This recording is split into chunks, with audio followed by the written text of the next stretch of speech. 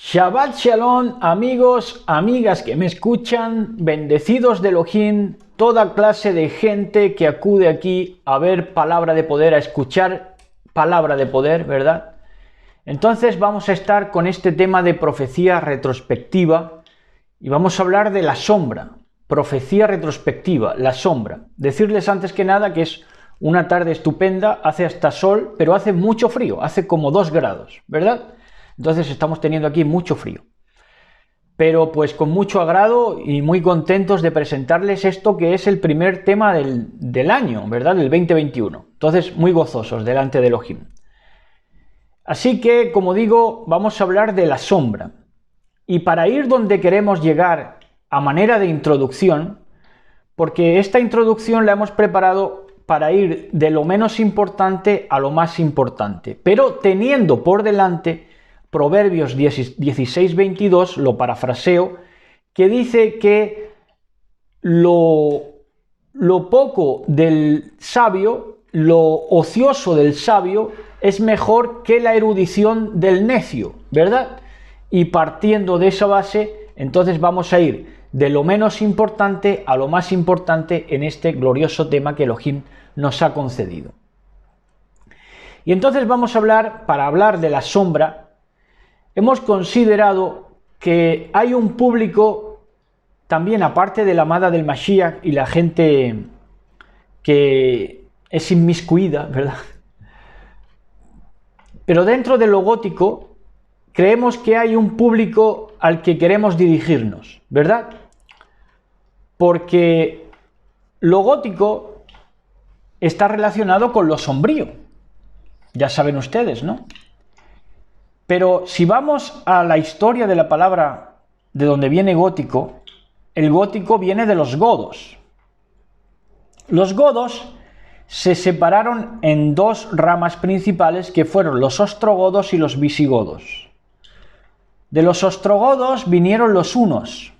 Recuerdan ustedes a Atila, rey de los hunos, que se opuso de una manera impresionante en su tiempo, en el año 400 y pico, en el siglo V de la era común, después de Cristo, que se da en llamar, pues Atila se opuso magníficamente, de una manera que levantó el espanto en Roma, ¿verdad? A Roma, ¿verdad? Estos fueron los hunos, comandados por Atila, que luego dicen que murió casándose con una de sus mujeres de una borrachera también, de una complicación de borrachera, pero porque se le estallaron las venas de la nariz y empezó a sangrar por la nariz, ¿verdad? Bueno, entonces este fue Atila, rey de los hunos. Durante un tiempo, durante esos años, sembró el terror allende en Roma, ¿verdad? Y luego también tuvimos los visigodos, que también salieron de los godos. Y los visigodos fueron los cipayos de su tiempo, porque se vendieron a Roma, ¿verdad? El grupo de los godos que se vendió a Roma, los cipayos, saben ustedes, recuerden lo que era cipayo en América, eran indios que se vendían al conquistador europeo para esclavizar a su propio pueblo, ¿no?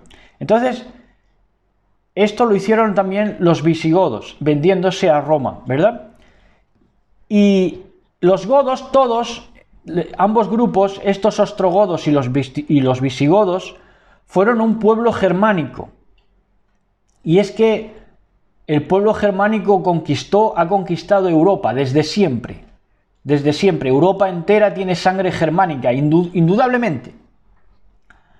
Porque del pueblo germánico de los godos vienen 3 imperios principales dentro de Europa, que son los galos o franceses, los españoles y los ingleses. Todos vienen del pueblo germánico. Tremendo, ¿no? Pues así es. Ahora, estos godos, que es un pueblo germánico, los visigodos se vendieron a Roma, los ostrogodos resistieron, como los hunos o los junos. Y este pueblo germánico tuvo su repercusión luego ya en los siglos venideros y que abarca hasta nuestros días en el arte gótico y en la literatura gótica. En el arte gótico, sobre todo en escultura, en la edificación de catedrales y demás, el arte gótico trataba motivos religiosos, los realzaba, los motivos religiosos, ¿verdad? Incluso en su arquitectura tenía un gran contraste la luz y las tinieblas, por eso en las construcciones góticas hay fealdades, ¿verdad? Como las gárgolas y demás, y también quieren que haya un contraste de belleza, ¿verdad? De ángeles y todo eso. Entonces, eso lo expresa el arte gótico. Principalmente eran motivos religiosos. Y en la literatura gótica reflejó un romanticismo tardío, decimonónico.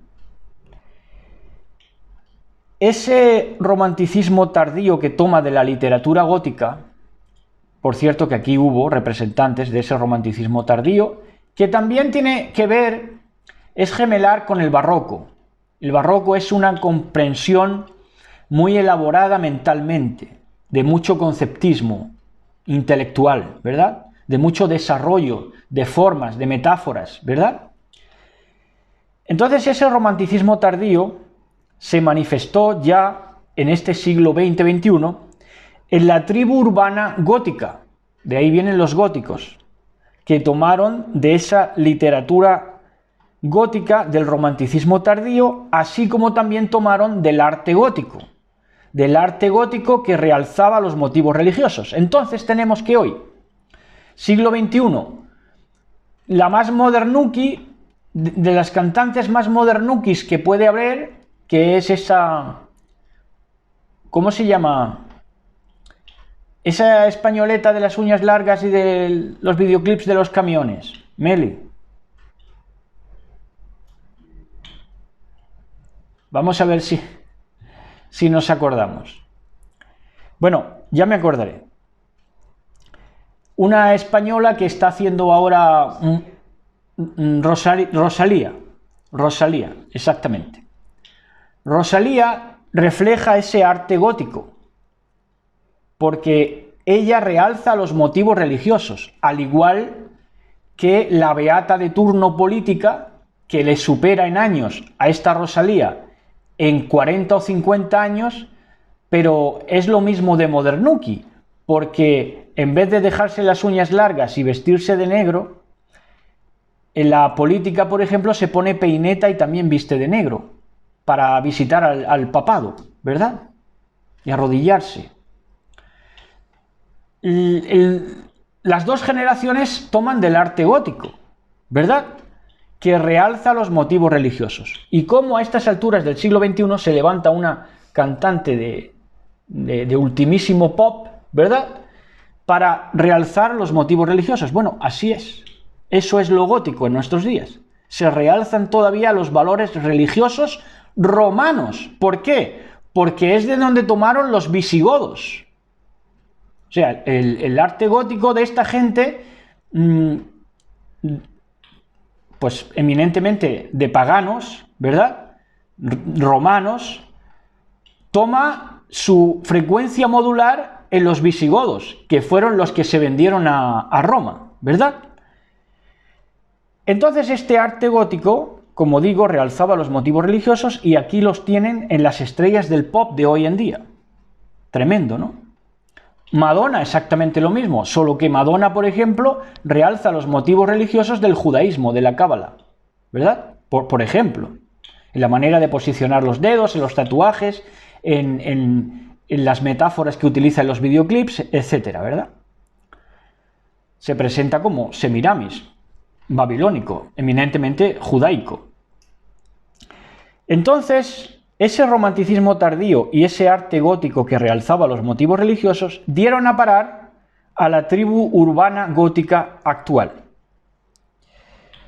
Entonces, a esa tribu urbana gótica actual es a la que queremos también llegar con este mensaje. Porque esa tribu gótica se pone de negro, se viste de negro, porque creen que son oponentes de la religión establecida. O sea, para mostrar su disgusto con el sistema, muchos son antisistema pero góticos, queriendo manifestar una oposición a la religión. pero es que muchos de ellos son como los visigodos, vendidos a Roma, ¿verdad? Y si quieren vestir de negro para mostrar un disgusto con la religión establecida, lo que hacen es exactamente lo contrario, porque toman de ese pueblo godo que muchos de ellos se vendieron a Roma, y por eso muestran esos motivos religiosos, ese luto, ¿verdad? Lo que es el luto. Son como los visigodos, esas tribus góticas, vendidos a Roma, muchos de ellos. Hay otros que no, hay otros que tienen el componente sanguíneo de carácter estamos hablando de epigenética, como los hunos, como los ostrogodos, gobernados por Atila, que decían que donde pisaba el caballo de Atila no crecía la hierba. Pero oiga, es que Roma era los que destruían, porque fue el imperio del hierro, ¿verdad? En lo que es el desarrollo de la profecía. Entonces, por supuesto, Roma aniquiló, descuartizó, ¿verdad? Define la profecía de Daniel, dice que trituraba todo lo que encontraba a su paso, ¿verdad? Con dientes de hierro, tremendo. Pero sin embargo se quedaron los hunos, como que cuando pisaban no crecía la hierba. Bueno, pues esto, quien ha vencido es quien ha escrito la historia, ¿verdad? Esto es de sobra conocido. Pero el punto es que hay dentro de esas tribus góticas que toman de ese componente genético espiritual de los hunos, que los hunos sí se opusieron a Roma. Y se opusieron bien opuestos. Y entonces esos que se opusieron, que toman espiritualmente de los que se opusieron a Roma, manifestado en los hunos y en muchos otros, ¿no? Porque también se opusieron otros pueblos, aparte de los hunos, ¿verdad? Pero a lo que voy es que esa tribu urbana, que es a la que nos dirigimos y que puede ser rescatable porque se opone al poder establecido, se opone a Roma y quiere ser antisistema, ellos se contemplan a sí mismos como sombríos, viven como sombras, se visten de negro, se tiñen los ojos de negro, bueno, una estética gótica, ¿verdad? Pero son tachados muchos de ellos de satánicos, por razón de que se oponen al poder establecido, al poder romano presente todavía en el mundo, lamentablemente. Entonces la pregunta que les hacemos nosotros a los góticos, a la tribu urbana es: sombríos, sí, pero satánicos, no tiene por qué. No tiene por qué. Y hoy lo vamos a manifestar bien, porque vamos a hablar de la sombra. Y si se sienten representados, muchos jóvenes se sentirán representados con este mensaje, con lo que es la sombra. Al final se sentirán integrados en la sombra, una sombra gloriosa, ¿verdad? Y entonces les dejará bien parado aquello que genéticamente les ha atraído, que es la sombra, lo sombrío. Es una predicación, una enseñanza muy profunda en el día de hoy, pero creo que vamos a salir adelante muy bien, ¿verdad? Entonces, lo primero que hay que decir respecto a la sombra es que usted y yo cada mañana nos despertamos en nuestra conciencia porque el cerebro siempre busca la luz. Por eso, cuando usted duerme y le encienden una lucecita o se deja la persiana más descorrida de la cuenta, pues enseguida uno se despierta. ¿Por qué? Porque el cerebro busca la luz. Esto es muy profundo, aquí podríamos estar hablando de eso exactamente toda la tarde, porque siempre va a haber, cuando va a haber una conciencia, esa conciencia siempre va a buscar la luz, ¿verdad? Siempre se va a buscar la luz, esa conciencia. Y eso es muy profundo de explicar.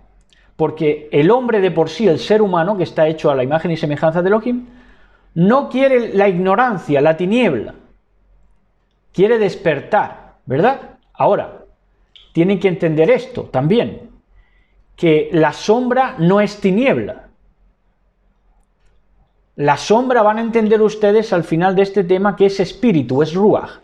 Las tinieblas es como a manera de Hoshech, electricidad, ¿verdad?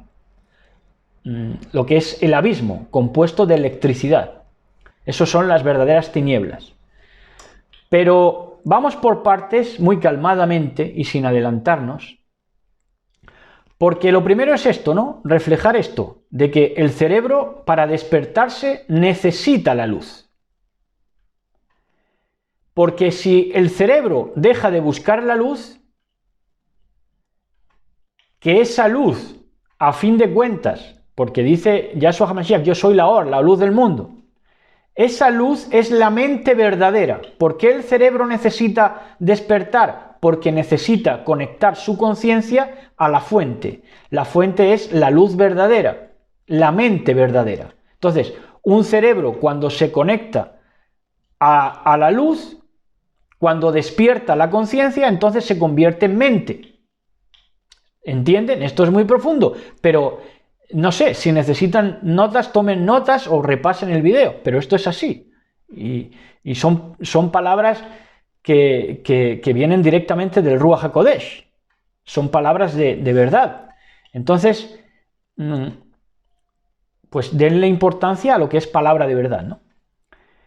Entonces, como decimos, el cerebro, al tomar conciencia, al despertarse por la luz, porque la luz se lo anuncia, y la luz es Yahshua HaMashiach, esa conciencia despierta. Entonces, el cerebro ya pasa a ser mente. El cerebro estaba dormido, pero pasa a ser mente, conciencia, ya una vez despierto. Si el cerebro dejara de buscar la luz, que es, repetimos, la mente verdadera, entonces se produciría la muerte cerebral, que es lo que se produce en la muerte. Ahora, explicado eso, pasamos a la obra literaria Elogio de la Sombra, que es una obra del escritor Jorge Luis Borges, del escritor argentino Jorge Luis Borges. Vamos a dar una pequeña sinopsis de lo que trata el libro de Elogio de la Sombra. Vaya por delante que la palabra que escoge Borges, elogio, pues ni que pintada, le encaja a la perfección de lo que quiere hablar, porque elogio es Elohim. Elohim viene de la palabra española elogio. Lo que es elogiable llega a Elohim. Lo que es Elohim es elogiable. Entonces lo que va a exaltar Borges es al Elohim de la sombra. Esto es impresionante. Un escritor que se dedicó al concienzudo estudio del espíritu humano. En eso se centró. Este no se centró en tonterías. Este fue a lo esencial, al espíritu humano, ¿no? Entonces dice esta sinopsis que Elogio de la Sombra es ante todo un elogio de la vejez. Dice, tal vez para Borges la vejez sea ese instante de eternidad, ese momento en el que se alcanza a presenciar el tiempo más allá del mismo tiempo. Les aconsejo el tema de mañana, que vamos a hablar sobre las distintas concepciones del tiempo. Vamos a hablar del Cronos, del Kairos, del Olam Hasé y del Olam Jabá y de Tennessee Williams. Mañana, Elohim mediante, en la mañanita de Shabbat, al mediodía. Entonces va a estar súper interesante porque es como un adendum a esto, ¿no? En la primera parte de la pieza, el poeta nos introduce en el tema que va a tratar. No es baladí que Borges señale la vejez como el tiempo de la felicidad. ¿Por qué? En esos dos primeros versos está concentrada buena parte de la significación del poema. El autor argentino también introduce otro concepto, el alma. Ante el deterioro del cuerpo se refuerza el alma, que es más sabia y libre. Por eso dice que la vejez es el tiempo de la felicidad, porque el cuerpo se va deteriorando, pero el alma se hace más sabia y libre. Y esto es así. Esto es así. Ahora, no puede acontecer antes porque lo que nos rodea nos impide, ¿verdad? El alma es más sabia y más libre en cuanto a lo que te rodea te restrinja menos, ¿verdad? Entonces se te va haciendo el alma más sabia y más libre. Esto es así. Entonces se adentra en lo vivo. Borges, al adentrarse en el elogio de la sombra, se adentra en lo vivo, en lo que permanece vivo. Entonces va al espíritu humano, una vez que queda ciego. También, ahora lo vamos a ver. Entonces Borges se adentra en lo vivo, en lo que de verdad está vivo, que es en la memoria. ¿Qué es la memoria? El rastro de luz que le dejaron los años a Borges. Entonces se introduce en su propio espíritu, en lo que ha quedado vivo de él, que es su memoria.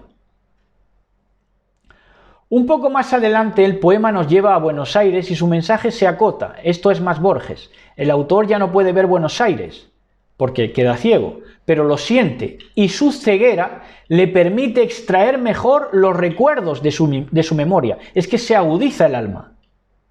Se agudiza el alma, la memoria en el alma. ¿Verdad? Por eso va directamente a su espíritu, a su ruaj. Porque Elogio de la sombra es, por supuesto, un poema sobre la ceguera. Para Borges, la sombra es ese estado que le ha tocado vivir desde demasiado joven, porque quedó ciego. Pero el autor argentino afronta este suceso de la ceguera sin aspavientos. Dicen que no hay mal que por bien no venga. Para Borges, la ceguera es otra manera de ver el mundo. Claro, es que sabe que ahí están las verdaderas formas, en las formas del espíritu, que fueron antes que las formas físicas. Entonces, para Borges, como es sabio, la ceguera es otra manera de ver el mundo, de revivir su pasado y afrontar el porvenir, de recordar tantas y tantas lecturas procedentes de los 4 puntos cardinales. Pero ahora ya recuerda de otra manera. ¿Por qué? Porque no puede ver el escrito. Entonces se va al puro ruaj, a lo que estaba escrito ¿en qué? En su memoria, en su corazón, en su espíritu. Ahí ya le abandonaron las lecturas, pero en el sentido de verlas, pero podía ser escuchada, podía ser recordada. Entonces va ya al ruaj, al espíritu, a la esencia.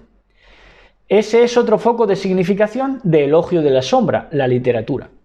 La ceguera no evitará que Borges siga leyendo, pero sus lecturas, fíjense cómo pasa de ser un lector de letra a ser un lector de espíritus. Esto es tremendo. Pero sus lecturas son ahora recuerdos o voces de amigos.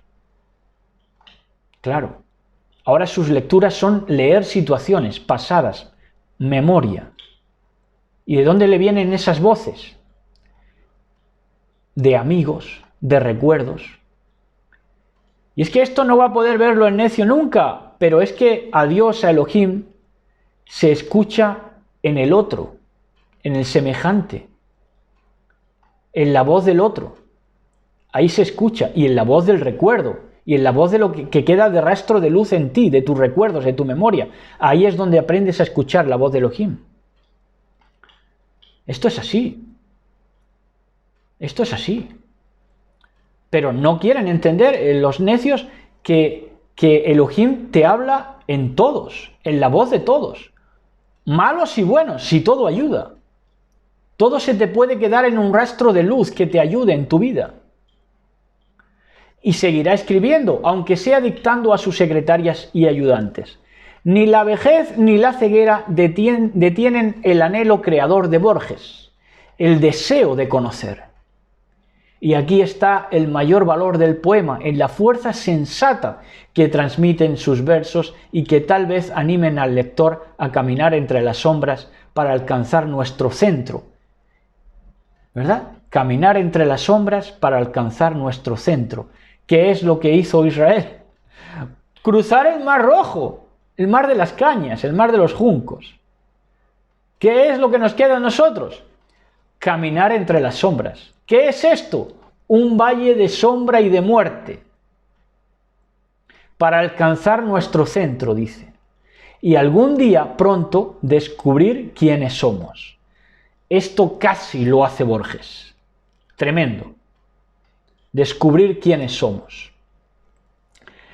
Entonces Borges El Borges ciego volvió a la voz y al recuerdo. ¿Qué es la voz y el recuerdo? El puro ruaj, el puro espíritu. Ese es el puro ruaj, la pura esencia. Volver a la voz y al recuerdo. Porque volviendo a la voz y al recuerdo, al puro ruaj, se quedó libre de imágenes. Se libró de las imágenes. Y se volvió conocedor de las verdaderas formas.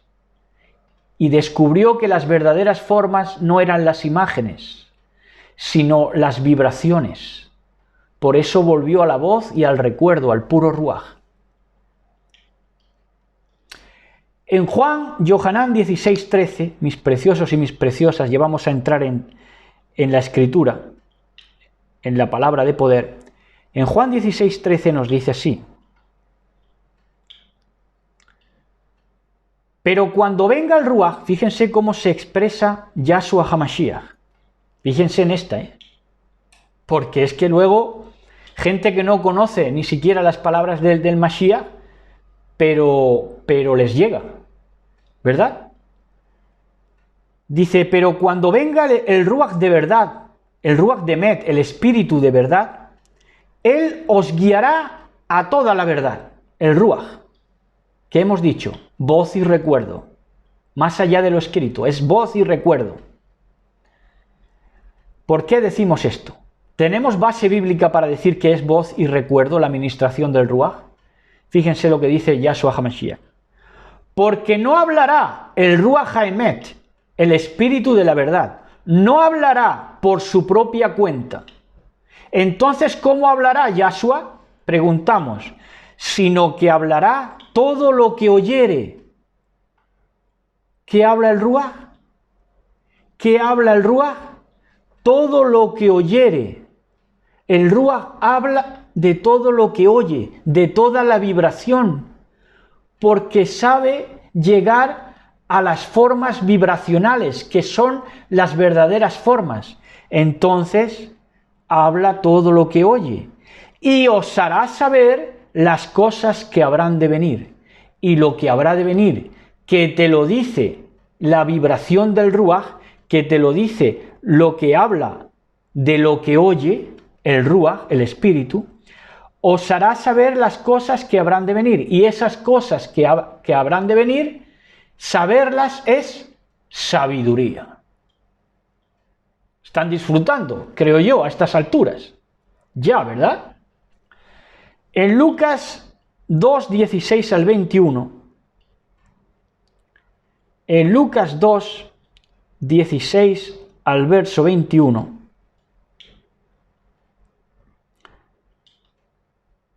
dice, fueron a toda prisa y hallaron a Miriam y a Joseph y al niño acostado en el pesebre, ¿verdad? Se acaban de celebrar esas fiestas del Niño Dios, de Navidad y todo eso, ¿verdad? Vamos a ver, en verdad, vamos a vibrar la verdad. Y cuando lo vieron, dieron a saber lo que se les había dicho acerca de este niño. Y todos los que oyeron se maravillaron de las cosas que les fueron dichas por los pastores. Pero Miriam atesoraba todas estas cosas, reflexionando sobre ellas en su corazón. Entonces, ¿qué hizo? Lo mismo que Borges. Miriam, cuando fue anunciada de lo que iba a pasar, de quién tenía en su vientre, guardó las cosas, reflexionando con ellas en su corazón. Se quedó a solas con el puro Ruaj, con la voz y el recuerdo. Y entendió, comprendió. Y los pastores se volvieron glorificando y alabando a Elohim por todo lo que habían oído y visto, tal como se les había dicho. Cuando se cumplieron los 8 días para circuncidarle, le pusieron por nombre Yahshua, el nombre dado por el mensajero antes de que él fuera concebido en el seno materno. Entonces, ¿qué preñó a Miriam? ¿Qué es lo que preñó a Miriam? ¿Y por qué Miriam se va a reflexionar. Dice, y reflexionó sobre las cosas dichas por el mensajero en su corazón. ¿Qué cosas? Mira, Miriam, vas a concebir. Entonces Miriam, ¿dónde se fue? Al Ruach, al espíritu, al ámbito Ruach, al ámbito espíritu. Y ahí reflexionó. Y ahí volvió a la voz y al recuerdo. Y entonces, ¿de quién quedó preñada Miriam? Por supuesto, de la sombra. ¿Verdad? De la sombra. Ahora, luego lo vamos a ver. Ahora, ya. Fue preñada por la sombra. ¿Por qué? Porque ella fue al Ruach, a la voz y al recuerdo. No de lo escrito, sino de lo que le había dicho el mensajero, representando a Elohim. Entonces tenemos que, ya tenemos lo obvio, y esto ya es el mensaje. La Torá, el anuncio del ángel, el anuncio del mensajero. La Torá nos embaraza de Yahshua. La Torá es lo que nos embaraza de Yahshua. Y cuando nos embaraza de Yahshua, ¿qué tenemos en nosotros? La simiente incorruptible, la simiente no corruptible. Recuerden ustedes, el cuarto día llega el sol en la creación, en Bereshit. El cuarto día, ¿verdad? Se crea el sol, Elohim crea el sol. ¿Y quién es el sol de justicia? Malaquías 4:2. Malaquías 4, verso 2. Dice así, preciosos y preciosas. Más a vosotros. ¿A quiénes? A vosotros. ¿Los que manejan Biblia? No. ¿Los que predican? No. Estos, la otra, este partido político, el otro, esta religión, la otra. A vosotros. Los que teméis mi nombre. Los que respetáis mi nombre. Los que teméis mi nombre para no poneros en vuestra boca engaño. A vosotros los que teméis mi Shen, mi nombre, nacerá el sol de justicia. Ahí está. Nacerá el sol de justicia a todos los que respetan su nombre para no hablar engaño. ¿Verdad? Y en sus alas traerá salvación, y saldréis y saltaréis como becerros de la manada. Entonces, aquí anuncia que el sol de justicia, que viene al cuarto milenio, en la persona de Yahshua HaMashiach, sería esa simiente incorruptible, esa simiente no corruptible, ¿verdad? De que la Torá se había embarazado, nos había embarazado la Torá. Es necesario que la Torá te embarace. ¿Para qué? Para que des al sol de justicia, al Mashiach. Para que la clarividencia se conecte a tus ojos. En 2 de Pedro 1:19 al 22,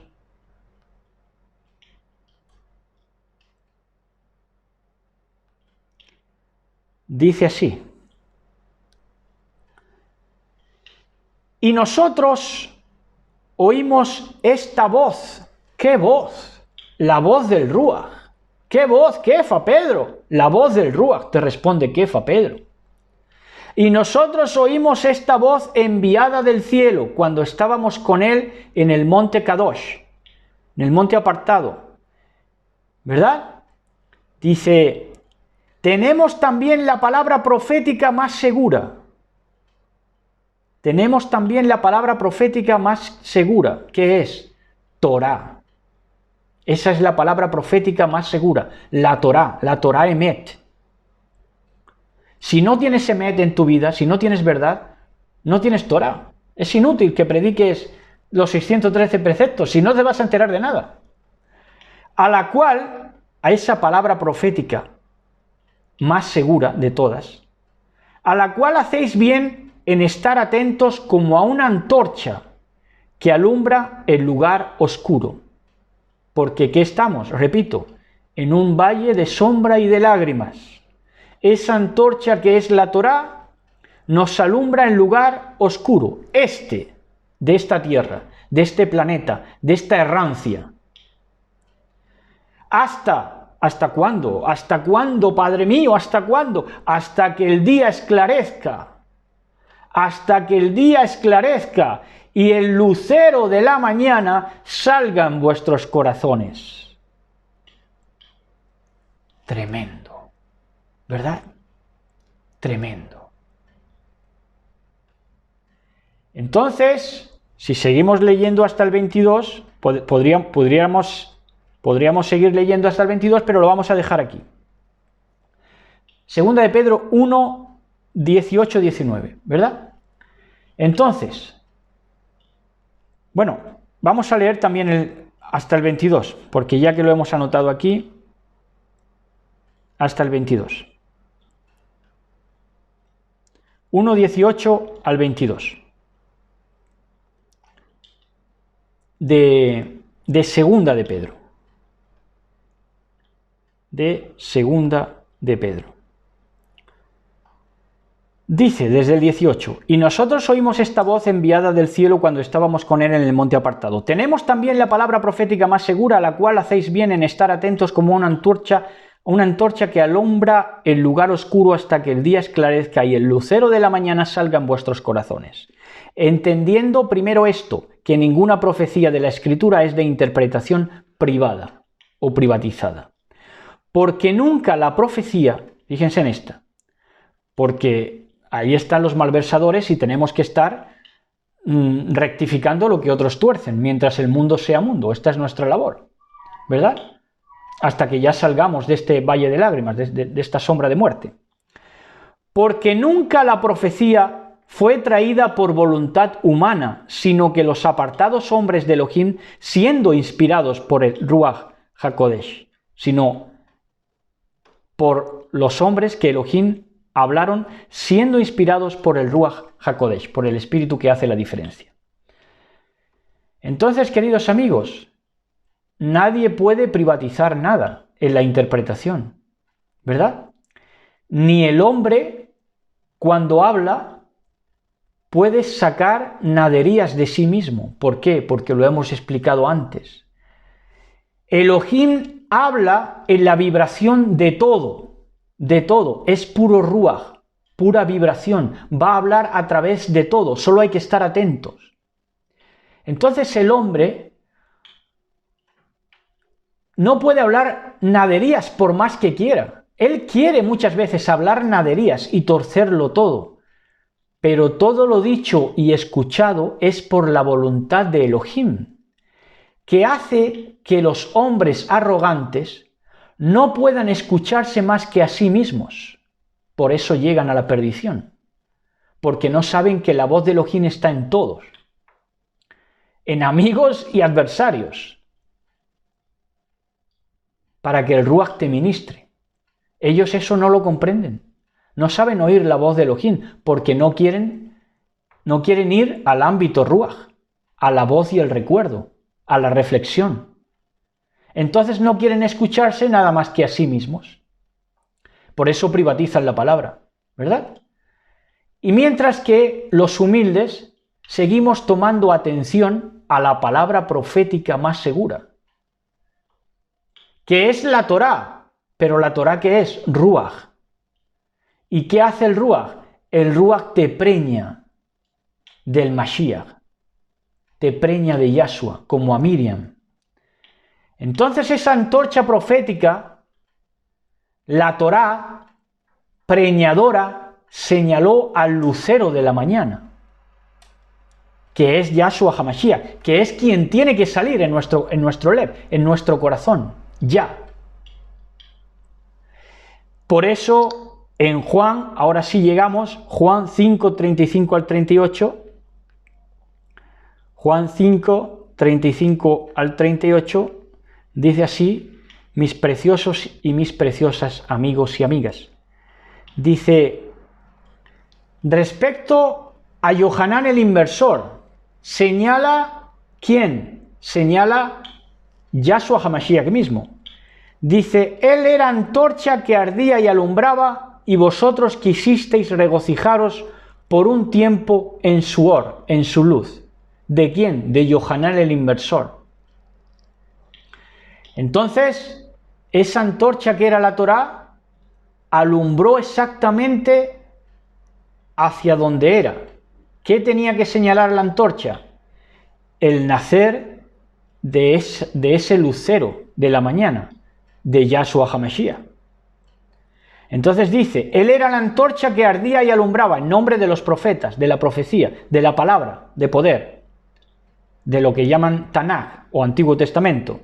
Y vosotros quisisteis regocijaros por un tiempo en su luz, en su or, mas yo tengo mayor testimonio que el de Yohanan. Imagínense decir esto en auditorio, que tenía a Yohanan como levita, porque lo era. Imagínense cómo sentaría esto, porque él no era levita, lo seguían 12 discípulos. Mas yo tengo mayor testimonio que el de Yohanan, porque las obras que el Padre me dio para que cumpliese, las mismas obras que yo hago dan testimonio de mí. ¿Verdad? Que el Padre me ha enviado. También el Padre que me envió ha dado testimonio de mí. Nunca habéis oído su voz, ni habéis visto su aspecto, dice, pero desde aquí en adelante lo vais a disfrutar. Porque dice,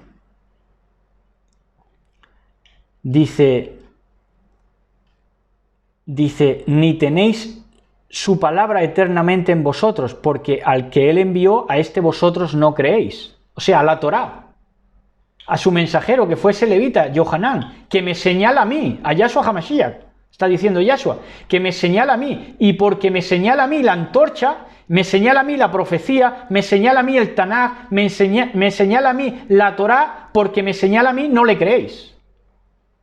Escudriñad las Escrituras, porque a vosotros os parece que en ella tenéis vida eterna. Escudriñadlas.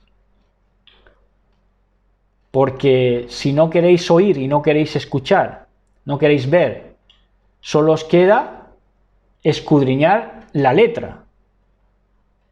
Otra vía no hay. Porque todo lo demás os lo impedís a vosotros mismos, porque no queréis oír la voz. ¿La voz de quién? Del profeta, del Nebi que os anuncia dónde está Yahshua.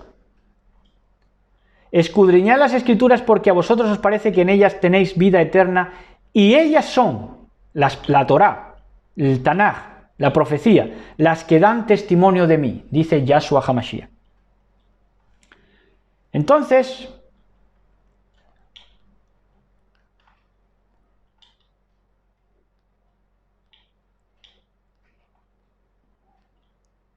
vamos a seguir avanzando en esta riquísima enseñanza, ¿verdad? Habiendo entendido ya muchas cosas que llevamos avanzadas, ¿verdad? En este tema. Entonces, el anuncio precisamente de la preñez de Miriam está en Lucas 1:35, que dice así: respondiendo el mensajero le dijo, el ángel le dijo, a Miriam, y de esto ya se orientó a donde era, al Ruach, a reflexionar esto que le dijo el mensajero. ¿Por qué los otros fariseos no pudieron entrar en el ámbito Ruach, en la Torá Emet, para ver dónde estaba naciendo el sol de justicia, Yahshua HaMashiach, al cuarto día, cuarto milenio? ¿Verdad? ¿Por qué? Porque no recordaron y no quisieron oír la voz, no fueron a la voz y al recuerdo. No fueron a la sombra Ruach, a la sombra espíritu, a la que sí fue Miriam. Fíjense, respondiendo el mensajero, el ángel le dijo, el Ruach HaKodesh vendrá sobre ti, Miriam, y el poder del Altísimo te cubrirá con su sombra. Ahí lo tienen. El poder del Altísimo te cubrirá con su sombra. Donde hay una sombra, hay un cuerpo. ¿verdad? Es el cuerpo quien proyecta la sombra. En verdad, en una explicación profunda, es el cuerpo de Yahshua HaMashiach lo que ha proyectado la sombra del Ruach, del Espíritu. Por eso, si nosotros buscamos, encontramos. Por eso nosotros, si volvemos a la voz y al recuerdo, encontramos la voz de Elohim. ¿Por qué? Pues porque es la proyección, la sombra del cuerpo de Yahshua HaMashiach. Glorioso. Esto es tremendo. Esto es para abrazarlo, para besarlo. ¿Verdad? Entonces dice, el Ruach HaKodesh vendrá sobre ti y el poder del Altísimo te cubrirá con su sombra. Por eso el apartado niño que nacerá será llamado hijo de Elohim. Tremendo. Desbancando a esos hijos de los poderosos, ¿verdad? Entonces, ya, queridos amigos, queridas amigas, para resumir, podemos decir que la sombra no es tinieblas. La sombra es Ruach, espíritu, Ruach, esencia de voz y recuerdo. Eso es la sombra. Por eso sí, estamos pasando aquí la sombra de la muerte, sí, pero nos habla. ¿Nos habla de qué? Nos habla lo que nos tiene que hablar. Porque si ponemos atención a la voz y al recuerdo, al Ruach, es como una antorcha que nos señala dónde nace el sol de justicia, dónde vas a salir el lucero de la mañana en nuestros levot, en nuestros corazones. Entonces, la sombra no es tinieblas, la sombra es Ruach, esencia de voz y recuerdo.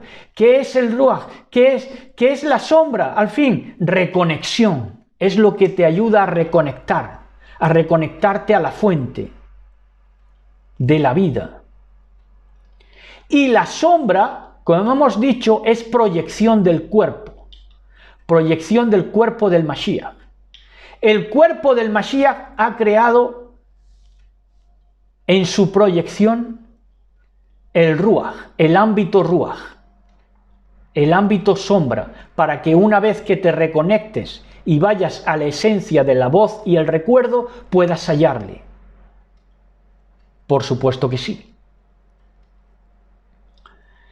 Entonces, el Ruach viene, la sombra llega del cuerpo del Mashiach, porque la Torá llegó del Mashiach, ¿verdad? Ahí es cuando tú comprendes ya dónde te lleva el Ruach, dónde te lleva la sombra, al nacer del sol de justicia, de Yahshua HaMashiach. Entonces es cuando el Ruach viene sobre ti, la sombra llega sobre ti. ¿Pero la sombra de qué? Del cuerpo del Mashiach, porque la Torá llegó del Mashiach. O sea, la Torá es la sombra, como vamos a leer ahora, y con eso vamos a concluir. La Torá es la sombra del cuerpo del Mashiach, porque es la proyección del cuerpo del Mashiach, del cuerpo concretizado de Elohim en Mashiach, ¿verdad? Es la Torá, ¿verdad? Llegó del Mashiach. ¿Cómo llegó la Torá? Llegó del Mashiach, del cuerpo del Mashiach. Es una proyección del cuerpo del Mashiach. Toda la Torá sale de él, emana de él, te señala a él. Por eso, ya para cerrar con broche de oro, ¿verdad? Hebreos 10, 1, 7. Hebreos 10, 1, 7, si no lo han entendido hasta ahora, ahora lo van a entender y van a gozarse. Y cuando se gocen, vuelvan a escucharlo para degustarlo bien. Hebreos 10, 1 al 7 dice, porque la Torá, teniendo la sombra de los bienes venideros, el lucero en nuestros corazones, esos son los bienes venideros, el lucero de la mañana en nuestros corazones, Yahshua HaMashiach en nosotros. Teniendo la sombra de los bienes venideros, la Torá, no la imagen misma, no el logos mismo, no lo tenía, era un avance, ¿verdad? Un señalar a dónde estaban haciendo, no la imagen, no el logos mismo de las cosas. La Torá nunca puede, por los mismos sacrificios que se ofrecen continuamente cada año, hacer perfectos a los que se acercan. De otra manera, cesarían de ofrecerse, pues los que tributan este culto limpios una vez no tendrían ya más conciencia de pecado. Pero en estos sacrificios cada año se hace memoria de los pecados, porque la sangre de los toros y de los machos cabríos no puede quitar los pecados. Por lo cual, entrando en el mundo, dice, sacrificio y ofrenda no quisiste, mas me preparaste cuerpo. Holocaustos y expiaciones por el pecado no te agradaron. Entonces dije, he aquí que vengo, oh Elohim, para hacer tu voluntad, como en el rollo está escrito de mí, ¿verdad? Así que ahí están haciendo Yahshua HaMashiach en nuestros corazones, como estaba profetizado, ¿verdad? El lucero de la mañana que habría de salir en nuestros corazones. Y ahora entendemos, ya cuando le vemos nacido, ya cuando todo nos habla de él, porque va más allá de la letra, porque cuando nos ponemos a reflexionar, a escuchar voz y recuerdo, él está tratándonos en este valle de sombra, de lágrimas y de sombra de muerte, nos trata, ¿verdad? Nos da una antorcha que es la Torá y es a la vez sombra, ¿verdad? Pero nos señala esa antorcha porque nos señala dónde están haciendo, cómo están haciendo Yahshua HaMashiach en nuestros corazones.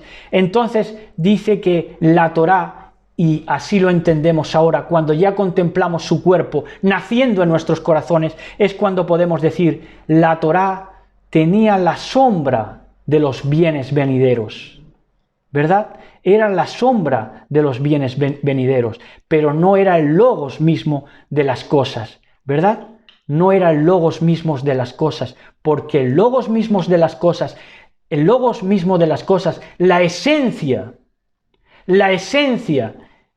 es el cuerpo del Mashiach naciendo en tu Lev y en el mío, cuando ya hemos comprendido la palabra de poder, ¿verdad? Ya la palabra de poder nos ha instruido para que le tengamos nacido, como hizo Miriam.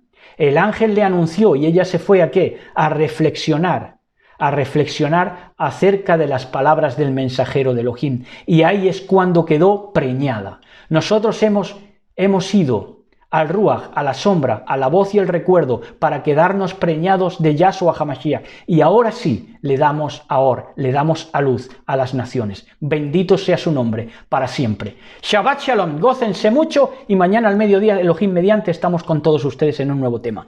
Shabbat Shalom, disfruten mucho. Shabbat Shalom, Shabbat Shalom, Shabbat, Shabbat, Shabbat, Shabbat Shalom.